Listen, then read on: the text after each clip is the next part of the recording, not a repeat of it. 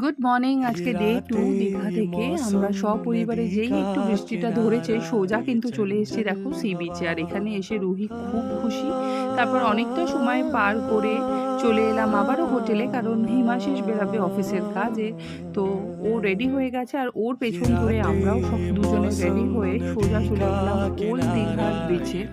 কারণ ঘরে হোটেলে বসে তো বোরিং হবে, তো দেখতেই পাচ্ছ আমাদেরকে জাস্ট ড্রপ করেও বেরিয়ে গেছে। এবার আমি আর রুহি সারাটা দিন একা একা। তো চলো তোমরাও আজকে দিনটা কি করি না করে শেয়ার করছি। এই যে আমরা দুজনে মিলে এখন মার্কেট এক্সপ্লোর করছি, কারণ বাইরে হচ্ছে ঝমঝমিয়ে বৃষ্টি।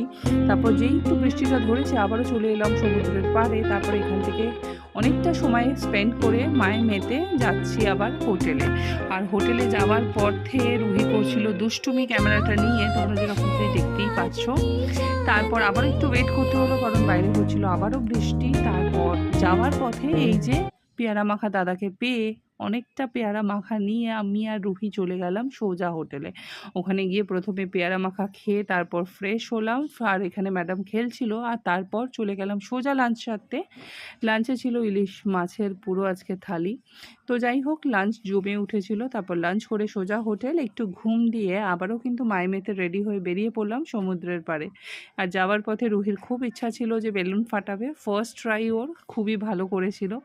তো যাই হোক, ও খুব মজা পেয়েছে। তারপর আবারও চুটুর পুটুর খুঁজতে খুঁজতে ম্যাডাম বোরই হচ্ছিল, কারণ তখনও যে পাপা আসেনি। তারপর অনেকক্ষণ ওয়েট করার পর আমরা এদিক ওদিক দোকান এক্সপ্লোর করছিলাম। এরই মাঝখানে ম্যাডামের পেয়ে গেছিলো একটু খিদে।